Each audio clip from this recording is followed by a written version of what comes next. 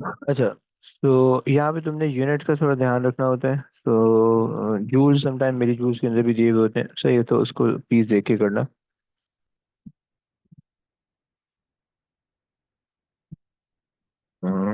Okay, इसको जो है ना इक्वल करने के लिए यहाँ पे कर देते हैं। सही। तो अब अगर हम इसके अंदर जो है वो ग्राफ बनाएं, सो एनर्जीज का ग्राफ अगर हम इसके अंदर बनाएं, अब यहाँ पे ना ये ग्राफ समटाइम 3 नंबर का भी होता है, सही है, और बड़ा तंग करते हैं इस ग्राफ में। सही है, सो 1 2 3 4। अच्छा, अब सीन ये है कि अगर तुम काइनेटिक एनर्जी को अगेन कंसिडर करो, तो काइनेटिक एनर्जी जो है वो मीन पोजीशन पे मैक्सिमम होने वाली है और एंड पॉइंट पे मैक्सिमम मीन जीरो होने वाली है, राइट। सो काइनेटिक एनर्जी का ग्राफ हमारे पास ही वहाँ जाएगा।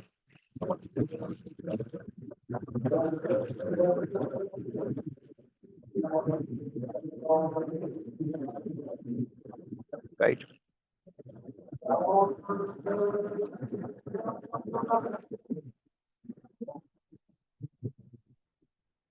Like this. सही। और पोटेंशियल एनर्जी का जो ग्राफ होगा वो, तुम्हें पता है कि भाई वो एंड पोजीशन पे मैक्सिमम होती है और मीन पे जीरो, एंड पोजीशन पे मैक्सिमम होती है और मीन पे जीरो होती है। सही है, सो पोटेंशियल एनर्जी तुमने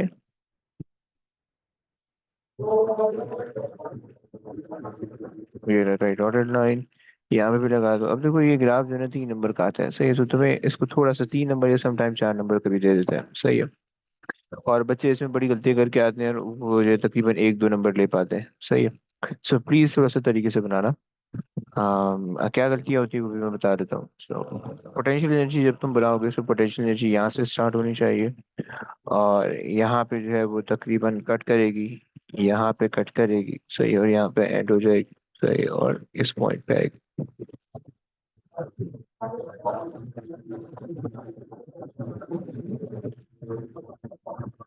सही है, ये हो गया।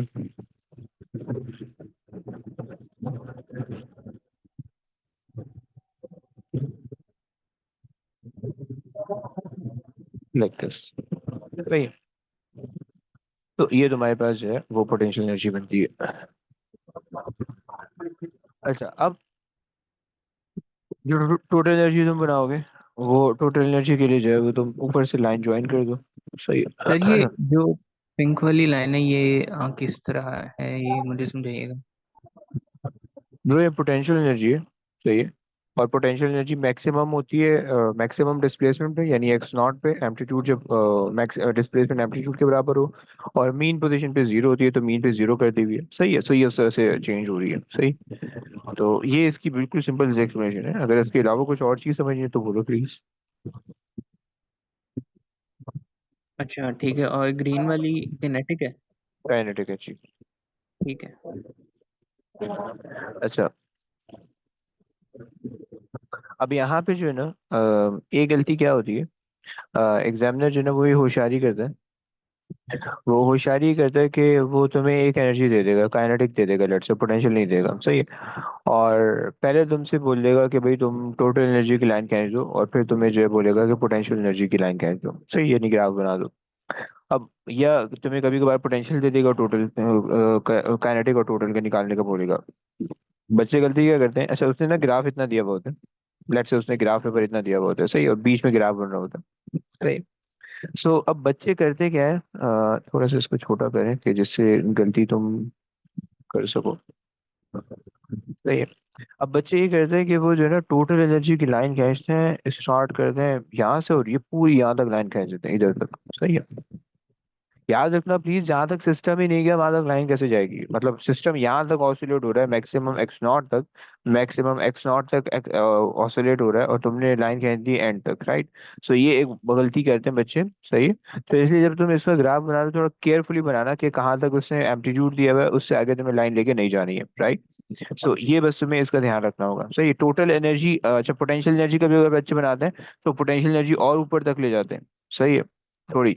सही है। अगर अगर तू टोटल एनर्जी बनाने का नहीं बोला, सिर्फ पोटेंशियल काइनेटिक दी हुई, सिर्फ पोटेंशियल बोला, वो जो है ना ऊपर ले जाते हैं। लेकिन तुम्हें ये पता होना चाहिए कि जितनी काइनेटिक एनर्जी है, उसी की लाइन में टोटल पोटेंशियल एनर्जी एंड होनी चाहिए या स्टार्ट होनी चाहिए। सही है। उससे ऊपर नहीं होनी चाहिए। ये वाले पोर्शन जो है ना, ये गलत है। राइट, ये वाले पोर्शन गलत है। तुमने करेक्ट शेप अगर बनाया हुआ होगा और तुमने जो है वो करेक्ट इंटरसेक्शन पॉइंट्स बनाए हुए होंगे, तो तुम्हें सारे नंबर मिल जाएंगे। राइट, क्लियर हो गया।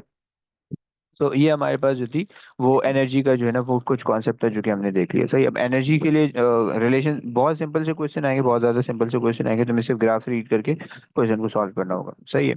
तो बल्कि एक काम करते हैं, अभी लगे हाथों ने इसकी क्वेश्चन निपटा देते हैं, ताकि अगली क्लास में फिर इसकी रिमेनिंग वाला पार्ट कर लेंगे।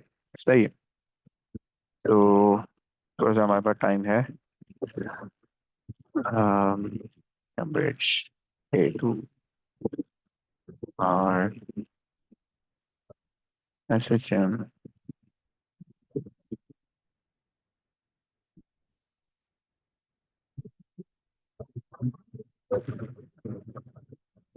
ओके।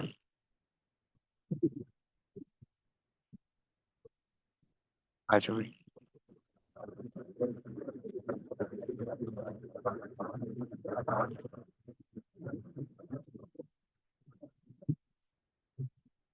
एक ही क्वेश्चन करेंगे।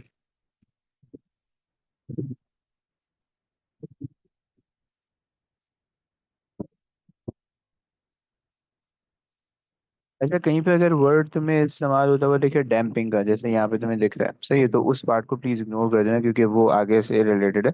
ऑल्दो मैंने कोशिश की थी कि इसमें डैम्पिंग का कोई क्वेश्चन ना आए, लेकिन थोड़ा बहुत शायद तुम्हें दिख जाए। सही है। तो उसको प्लीज इग्नोर करना। सही है। आओ जरा जल्दी से स्टार्ट करते हैं। कौन स्टार्ट करेगा? अब्दुल्ला से स्टार्ट करते हैं। अब्दुल्ला आजा please. Define a simple harmonic motion. So the motion in which the acceleration is proportional to the displacement. सही है। From mean position. राइट। एक चीज हो गई। एंड दूसरा point, both are oppositely Correct. Against directed. Displacement भी लिख सकते हैं सर। क्या चीज भाई? Acceleration is against displacement. Against ना बोलो, मना करेगा वो। सही, देखो फिजिक्स, जो भी तुम केमिस्ट्री फिजिक्स मैथ जो भी पेपर दे रहे हो ना, जो थ्योरी वाले पेपर है, उसके अंदर अगर तुम जनरल टर्म इस्तेमाल करोगे ना, जो कि लाइक आम डेली लाइफ में इस्तेमाल करते हो, जो कि पर्टिकुलर नहीं है, तो वो उसमें ना नंबर काट देते हैं कभी कभार। तो इसलिए अगेंस्ट जो है वो बहुत कॉमन वर्ड है, जो कि इसके अंदर नहीं हम इस्तेमाल कर सकते। यहाँ पे हमें पर्टिकुलर रहना पड़ेगा ऑपोजिट से, क्योंकि डायरेक्शन की हम बात करें, समझ रहे हो ना भाई? क्योंकि दोनों वेक्टर क्वांटिटी है, दोनों के अंदर डायरेक्शन है, और डायरेक्शन स्ट्रेट अवे ऑपोजिट से वो होती है। राइट। अच्छा अच्छा ठीक है। तो चलो ओके, आगे आ जाओ भाई। इसका ग्राफ बनवाओ। अब देखो 4 नंबर दे रहा है, लेकिन खैर ये जो है पिछले वाले कॉन्सेप्ट का क्वेश्चन है, मतलब इसके अंदर जो है जो पीछे पड़ा है वो और एनर्जीज, वो दोनों इन्वॉल्व होंगे। राइट। हाँ, आगे वाला कोई कॉन्सेप्ट अगर आए तो उसको स्किप कर देना। राइट। तो इसके अंदर हमने जो ग्राफ देखा था वो इस तरह का था। सही है। Acceleration is equal to, is actually directly proportional to negative of x naught. Right. खैर, आगे आ जाओ, आगे चलो please. A strip of metal is clamped to the edge of a bench and a mass is hung from its free end as shown. Okay. The end of the strip is pulled downwards and then released. Figure 4.3 shows the variation with time t of the displacement y of the end of the strip. Hmm. On figure 4.4, show the corresponding variation with time t of the potential energy of the vibrating system. अच्छा जी, देखते हैं। सबसे पहले तो मुझे ये बताओ कि डिस्प्लेसमेंट वेक्टर क्वांटिटी या स्केलर है? Vector. वेक्टर है। तुम्हें दिख रहा है वो नेगेटिव पॉजिटिव दोनों में वेरी कर रहा है, ऐसा ही है? अच्छा, पोटेंशियल एनर्जी क्या होने वाली है? स्केलर होने वाली है, वेक्टर होने वाली Scalar. है? स्केलर होने वाली है। तो इसका मतलब है कि इसके कॉरेस्पॉन्डिंग जो पोटेंशियल एनर्जी का ग्राफ बनेगा, वो सारा का सारा पॉजिटिव में होना, नेगेटिव में नहीं जाएगा। क्लियर हो गया? G. अच्छा जी, आज वो बना लेते हैं। अब अगर जो है हम आपको पता है कि मैक्सिमम पोजीशन जहाँ जहाँ पे आ रही है, वहाँ वहाँ पे काइनेटिक एनर्जी ने क्या होना है? मैक्सिमम होना है। पोटेंशियल एनर्जी ने मैक्सिमम होना है। सही है। तो पहले पॉइंट की हम बात करें तो यहाँ पे पोटेंशियल एनर्जी मैक्सिमम होगी। अब ऑब्वियसली बात है, हम ऑपोजिट डायरेक्शन को रेफर नहीं कर देख मतलब बता नहीं सकते ग्राफ में, वो हमेशा, और चाहे वो नेगेटिव में मैक्सिमम हो या पॉजिटिव में मैक्सिमम हो, दोनों पे पॉइंट ऊपर ही लगेगा, राइट। और अच्छा जी, और हमारे पास पहले एक लाइन कह देते हैं कि यहाँ से ऊपर नहीं जाना चाहिए ग्राफ, सही है। अच्छा, उसके बाद जो है, ठीक है, हो जाए यार, अबे क्या मसला है यार इसके, ये भी। तो अब अगर हम बीच वाले पॉइंट को देखें कि जहाँ पे हमारे पास जो है ना, बिल्कुल सेंटर से पास हो रहा है, सही है। सो सेंटर पे आपको पता है कि भाई ऑसिलेशन ये आ रही है, सही है। और यहाँ पे पोटेंशियल एनर्जी जीरो होने वाली है, क्योंकि यहाँ पे काइनेटिक एनर्जी मैक्सिमम होती है और यहाँ पे पोटेंशियल एनर्जी जीरो होती है, सही है। अच्छा जी, और इसके अगले वाले पॉइंट को अगर हम देखें, तो यहाँ पे अगेन मैक्सिमम डिस्प्लेसमेंट है, तो यहाँ पे मैक्सिमम आने वाली है, सही है। फिर उसके बाद इसके अगले पॉइंट को अगर हम देखें, तो हमारे पास जो है यहाँ पे अगेन हमारे पास जीरो आ रही है, राइट। समझ पा रहे हो ग्राफ, समझ पा रहे हो? हम्म, तो यहाँ पे हमारे पास ये आ गई, सही है। सो अगर मैं एक का ग्राफ बनाऊं, सही, या चलो यहाँ पे एक और बना लेते हैं। अगर मैं इस पॉइंट पे 15 पे बात करूं, सही है, सो 0.15 है हमारे पास, दोबारा से यहाँ पे मैक्सिमम आएगा, सही है। जो यहाँ पे आ रहा है, यहाँ पे हमारे पास जीरो होगा, राइट। तो यहाँ पे आ रहा है, तो यहाँ पे हमारे मैक्सिमम आना चाहिए था, हमने नीचे बनाया हुआ, सही है। और तो अगर हम इसको ग्राफ करें,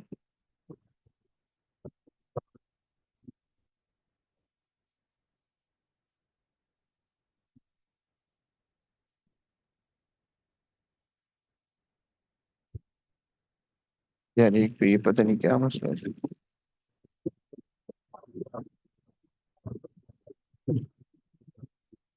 सही, ये कुछ इस तरह से बन रहा होगा, सही है। तो अगर आप इसको नोटिस करो, सो हमारे पास जो है, इसके अंदर जो है, जब इसकी एक वेव डिस्प्लेसमेंट की, जब एक वेव मुकम्मल हुई है, तो यहाँ पे इसकी दो वेव मुकम्मल हो रही है। अगर आप यहाँ पे देखो, तो डिस्प्लेसमेंट की एक वेव मुकम्मल हुई है, इसकी दो वेव मुकम्मल हुई है, राइट। बस ये इसके ग्राफ को, इसका ग्राफ था, एंड तक बन जाएगा इससे, सही। आगे आ जाओ, आगे चलो।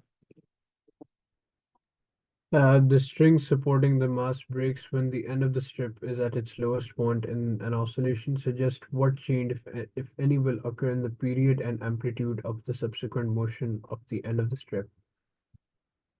ओके, तो अगर तुम इसको इमेजिन करो, ये तुम लोग ने एएस में भी एक्सपेरिमेंट किया, अगर तुम इस शिफ्ट को काट दो, लोड फ्री कर दो, तो क्या ये इसका जो एम्पलीट्यूड होगा ज्यादा होगा या कम होगा? फिर ज्यादा हो जाएगा। ज्यादा हो जाएगा, क्योंकि फ्रीली और फ्रीली मूव करेगी, राइट। अच्छा जनाब, सही है। सो एक चीज होगी, एम्पलीट्यूड ज्यादा हो जाएगा, और क्या टाइम पीरियड पे क्या फर्क पड़ेगा? एम्पलीट्यूड आपने कहा इंक्रीज हो जाएगा, सही है।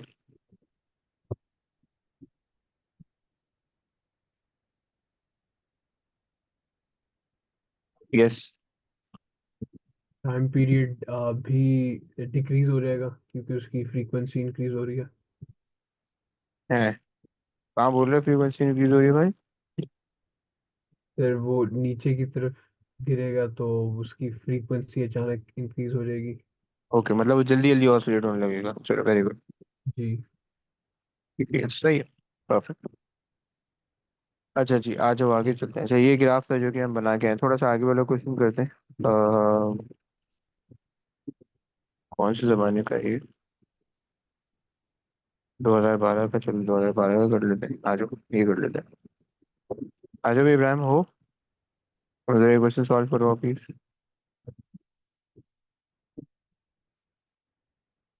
A ball of mass 37 grams is held between two fixed points, A and B, by two stretched helical springs, as shown in 2.1. The ball oscillates along AB with simple harmonic motion of frequency 3.5 Hz and amplitude 2.8 centimeters. Show that the total energy is 7 millijoules.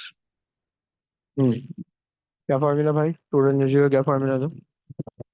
So 1/2 m omega x naught square minus x square.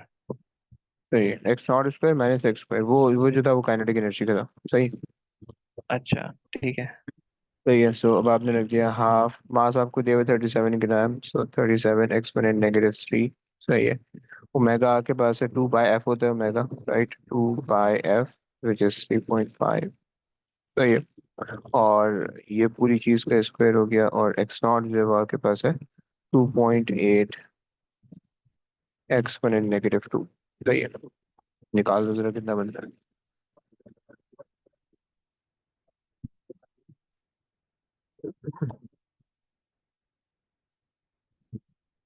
है।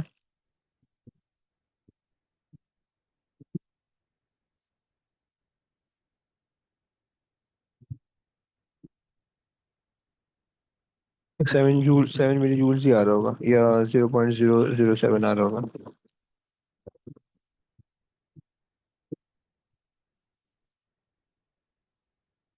Yes, आ गया तो आगे चलो please. At 2 points in the oscillation of the ball, its kinetic energy is equal to the potential energy stored in the springs. Calculate the magnitude of the displacement at which this occurs. Okay, क्या करेंगे इसमें?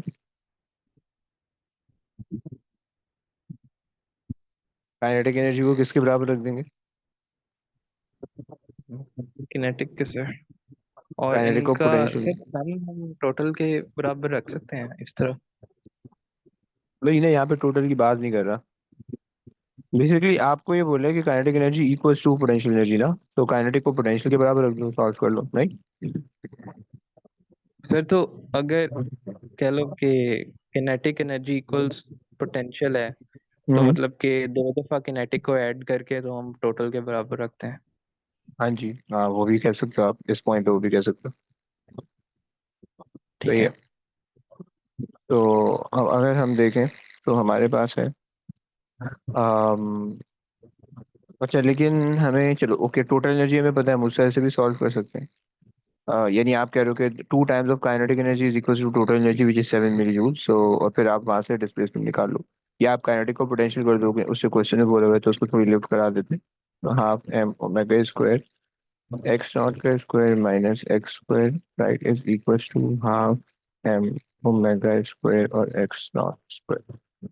अच्छा जी, हम देखें अगर क्या इससे हम सॉल्व हो पाएगा, ये सारा का सारा कुछ कैंसिल हो जाएगा, क्योंकि ये तो स्टेट में कैंसिल हो रहा है। सही है।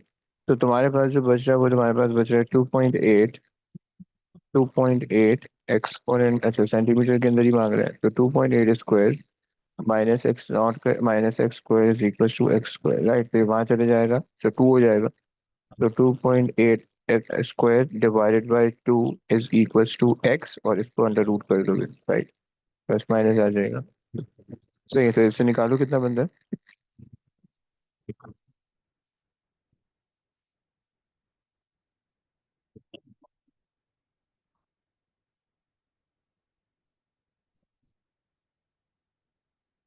यस, हाउ मच, कैलकुलेटर लेके बैठा फिर? वन कैसे? Point one eight three sorry, 0.183। नहीं सर, 1.183। ओके, फिर तो आप कह रहे हो 1.183, लेकिन कम आ रहा है यार। सर वो शायद उसने सेंटीमीटर में मांगे है। नहीं, इनका जो आ रहा है, तो इनका आ रहा है 2 सेंटीमीटर के आसपास, राइट। तो अगर ये 1.183 है या 1.83 है?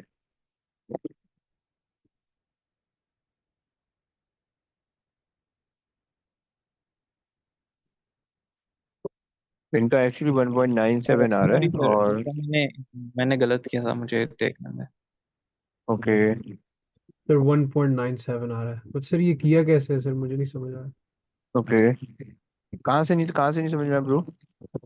सर ये जो इक्वेशन बनाई थी पोटेंशियल एनर्जी सर की। 1.197 है कुछ। ओके ओके ओके, सही है। अच्छा देखो, अगला देखो, सीन ये था कि उसने क्वेश्चन के अंदर कहा है कि eight 2 points in the oscillation of the ball, its kinetic energy is equal to potential energy, right? उसने ये पॉइंट कहा हुआ है, सही। यानी उन दोनों पॉइंट पे, उन दोनों में से हर एक एक पॉइंट पे काइनेटिक एनर्जी और पोटेंशियल एनर्जी बराबर है। अगर तुम ये वाला ग्राफ याद करो जब भी हम पढ़ के आ रहे हैं, सही है, तो हमने कहा ये पॉइंट हो गया एक, ये पॉइंट हो गया दूसरा, इन दोनों पॉइंट पे काइनेटिक और पोटेंशियल बराबर बराबर है, राइट?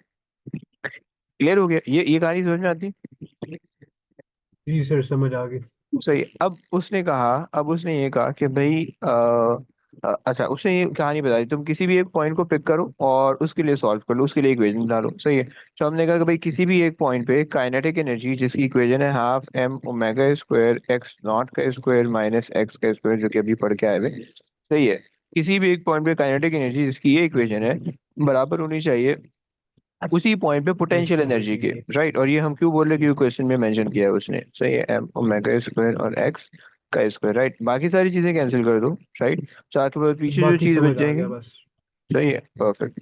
सो 2.8 का square divided by 2 under root is equals to x, right? तो 1.97 आया, इसको हम राउंड ऑफ करके 2 कर लेते हैं, 2.0, राइट? ओके जनाब, आगे चलिए please.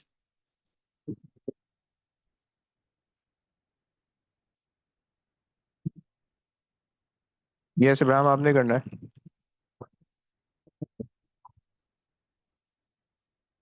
On the axis of figure 2.2 and using your answers in A and B, sketch a graph to show the variation of displacement x of the total energy of the system, the kinetic energy of the ball, the potential energy stored in the springs. हो गया।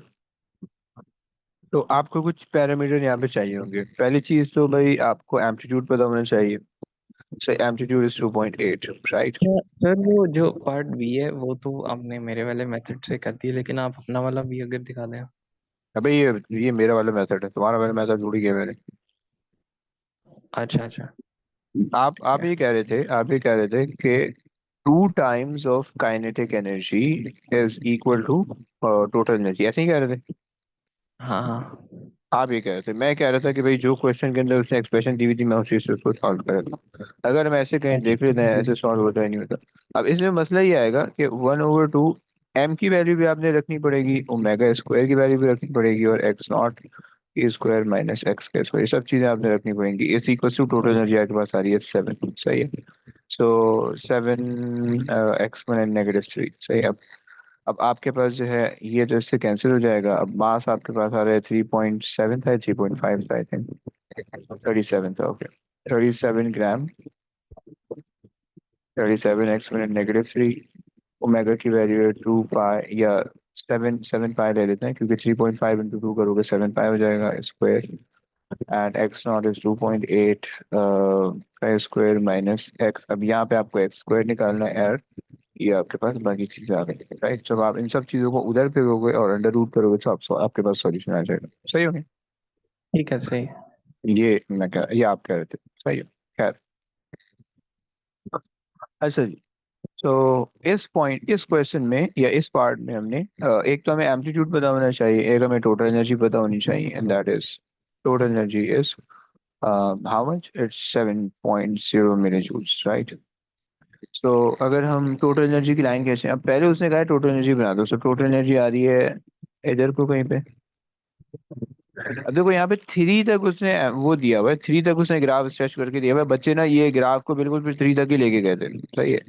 जो examiner report में बड़ी गालियां दी हैं इस पे, सही है। तो 3 तक तुमने नहीं लेके जाना है, बल्कि 2.8 तक लेके जाना है, राइट? तो 2.8 तुम्हारे पास यहाँ पे कहीं पे होगा, सही है। तो 2.8 ये तुम्हारे पास आ रहा है एम्पलीट्यूड, राइट? ये तुम्हारे पास आ रहा है एम्पलीट्यूड, राइट? तो बस ये आएगा एंड तक, इधर तक। तो ये इधर तक आएगा, राइट? काइनेटिक एनर्जी और पोटेंशियल एनर्जी बिल्कुल उसी तरह से बनेगा जैसे जैसे अभी बना के आए हैं। सो ये काइनेटिक एनर्जी एंड पॉइंट पे जीरो होने वाली है और मीन पे मैक्सिमम होने वाली है।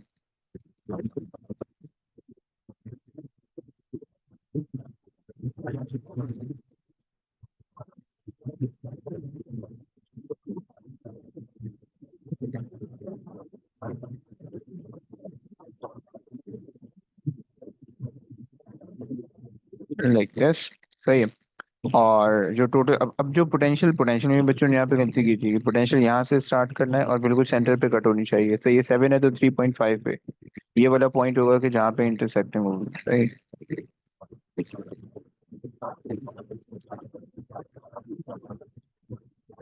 और लाइक दिस, सही है, थोड़ा सा इधर आना चाहिए। क्लियर हो गया? चलो आगे चलो।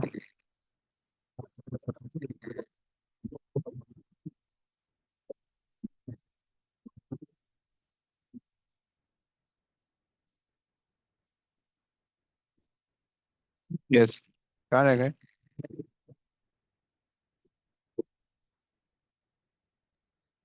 The arrangement is now rotated through 90 degrees so that the line AB is vertical and the ball oscillates in a vertical plane. Suggest one form of energy other than those in C that must be taken into consideration when plotting these new graphs to show energy changes with displacement. Okay. अब यहाँ पे आपने ऊपर potential energy बनाया, जब आपने vertical कर दिया तो अब ग्रेविटेशनल पोटेंशियल एनर्जी भी आ जाएगी, राइट? आपने उसको भी कंसिडर करना होगा। सर तो पहले भी हम ग्रेविटेशनल नहीं कंसिडर कर रहे थे। तो अच्छा नहीं, ग्रेविटेशन वो वो तो कैसे सकती है? वो तो ठीक है हॉरिजॉन्टल ठीक पे है, वो मूव तो कर रहा एक है, ही समझ रहे हैं प्लेन ना? में एक्स वाई में हो हम्म। रहा है, ठीक है। यस। तो ग्रेविटेशन, ये प्लीज उसको समझो कि ग्रेविटेशनल पोटेंशियल और पोटेंशियल अलग अलग है। जी सर। Potential energy, right. चलो, अब देखो ये क्वेश्चन है, अब ये बिल्कुल उसी के पैटर्न पे आ रहा है लेकिन उसने यहाँ पे डिस्प्लेसमेंट दी हुई है, सही है। और एम्पलीट्यूड निकलवाएगा, फ्रीक्वेंसी निकलवाएगा, मैक्सिमम एक्सीलरेशन, अब ये पूरा जो है वो पिछले वाले उसके पैटर्न पे आएगा, एक आधा क्वेश्चन कोई एक आधा पार्ट एनर्जी का आ जाएगा, सही है। इसी तरीके से तुम्हारे पास इसके अंदर भी आ रहा है कोई एक क्वेश्चन जो है, अगर हमें अच्छा लगे तो एक क्वेश्चन का टाइम है वो कर लेते हैं। और फेज डिफरेंस यहाँ पे निकालने को कहेगा, सही है, तो वो तुम्हें आना चाहिए। बस फेज डिफरेंस की एक चीज़ है जो कि ए एस से ए टू के अंदर आ रही है, बाकी कोई चीज़ ऐसी नहीं है जो तुम्हें बहुत ज़्यादा डिटेल में ए एस की ए टू में आएगी, सही है। तो आ जाओ ये कर लेते हैं, लास्ट पार्ट छोड़ देंगे उसका, ये कर लेते हैं लेकिन अभी कौन, अब्दुल्ला कर लो, आ जाओ।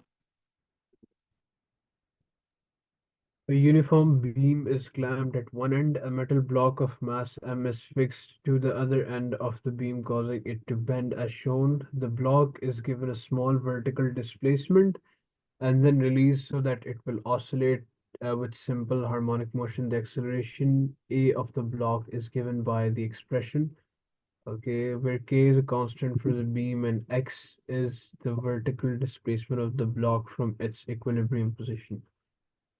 Explain how it can be deduced from the expression that the block moves with simple harmonic motion. हाँ जी, क्या बोलोगे? सर इसकी जो वैल्यूज हैं वो a is equal to minus x naught omega का स्क्वायर उससे मिलती जुलती। ओके, चलो अंग्रेजी किस तरह से लिखते हैं वो भी देख लो। आप ये कह दोगे कि भाई k over m is constant, right, जैसे कि ओमेगा स्क्वायर कांस्टेंट होता है, right, and a is proportional to x, right. एक पॉइंट हो गया, तो ये, और दूसरा पॉइंट कि आपके पास जो है negative sign shows that both are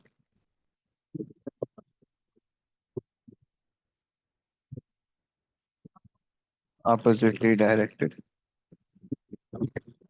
right. ये आपके पास हो गया, क्लियर? चलिए जनाब आगे चलिए। For the beam k is equal to 4, show that the angular frequency omega of the oscillations is given by the expression.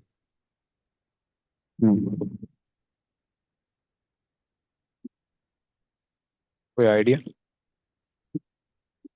Sir omega की जो इक्वेशन होगी या फिर ए को सब्स्टिट्यूट कर देंगे, जो ए की जो इक्वेशन है उसको माइनस एक्स नॉट ओमेगा का स्क्वायर डाल देंगे। चलो ओके, कर लेते हैं। आप ये कहना चाह रहे हो मतलब जो इनकी एक्चुअल इक्वेशन जो इन्होंने दी हुई है which is a minus k over के ओवर एम टाइम्स एक्स, ऐसे कीजिए। तो ये इन्होंने एक्चुअल इक्वेशन ये दी है। अगर मैं यहाँ से ए अपॉन एक्स को ले लूँ, a over x is equal to minus k over m, सही। और जो जनरल इक्वेशन होती है a is equal to minus x naught omega square, तो अगर मैं उसको ले लूँ तो यहाँ पे एक्स आ जाएगा is equal to minus omega square. अगर हम इन दोनों को कंपेयर कर लें, तो इन दोनों को अगर कंपेयर करते हैं, हमें कहेंगे भाई minus x over m is actually equal to minus omega square, right. और आपको पता है कि के has a value of 4/m। जब आप रूट करोगे तो रूट बेसिकली ऊपर नीचे दोनों पे होगा, सही है।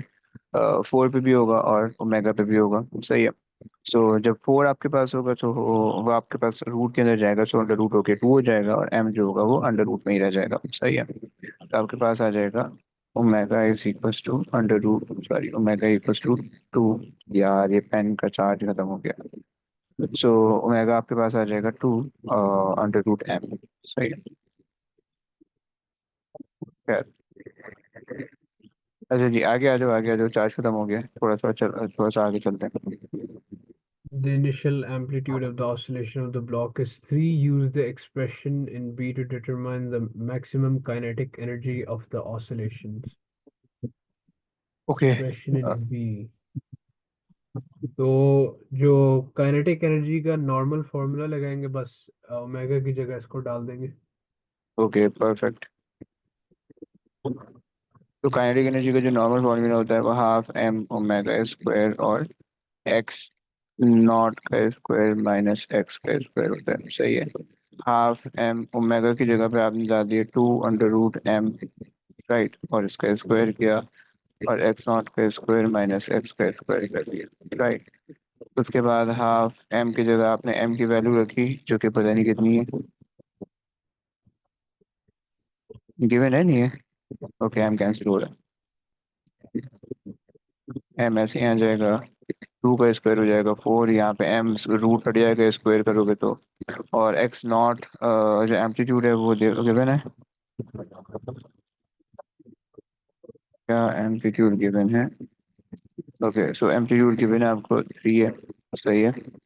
और एक्सपोनेंट -2 है, सही। अच्छा, अब मैक्सिमम काइनेटिक एनर्जी बोल रहे हैं। मैक्सिमम काइनेटिक एनर्जी का मतलब है डिस्प्ले। अच्छा, मैक्सिमम काइनेटिक एनर्जी कहाँ पे होनी चाहिए, मीन पोजीशन पे या मैक्सिमम पे? Yes, quick. Mean sir position पे। मीन मीन पे होनी चाहिए, और मीन पे डिस्प्लेसमेंट जीरो होती है, तो आपने वहां पे उसको जीरो कर दिया तो आपके पास ये चीज बच गई, यही चीज बच गई, सही है। एम से एम कैंसिल कर दो, 2 1 जा 2 2 जा, 3 2 जा 6, 6 एक्सपोनेंट -2, राइट, 6.0 कर दो।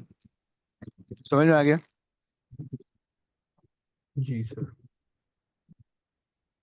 ओके, आगे अगला पार्ट देखो।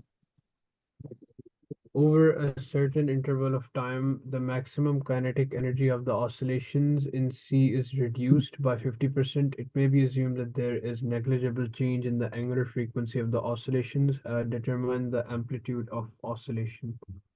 ओके, तो अब यहाँ पे ऑल दो ये एम्पलीट्यूड चेंज नहीं होना चाहिए, लेकिन यहाँ ये वाला क्वेश्चन ऐसा है जो कि आप परफॉर्म कर सकते हो, राइट।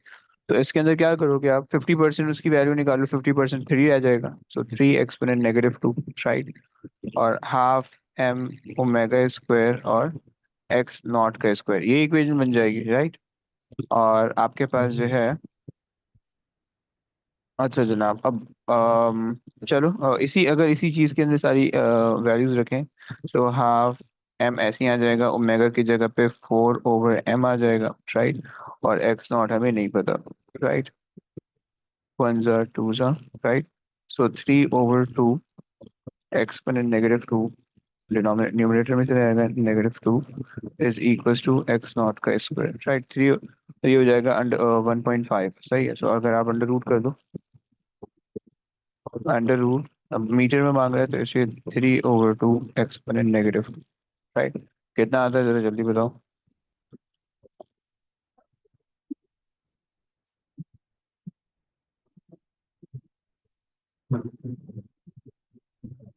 Yes, quick.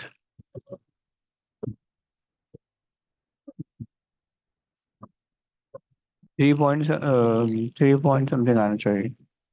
या 3 पॉइंट भी नहीं, और अलग ही आएगा कुछ। सर 0.122 आ रहा है। 1 1 2 2 पक्का? जी सर। ओके,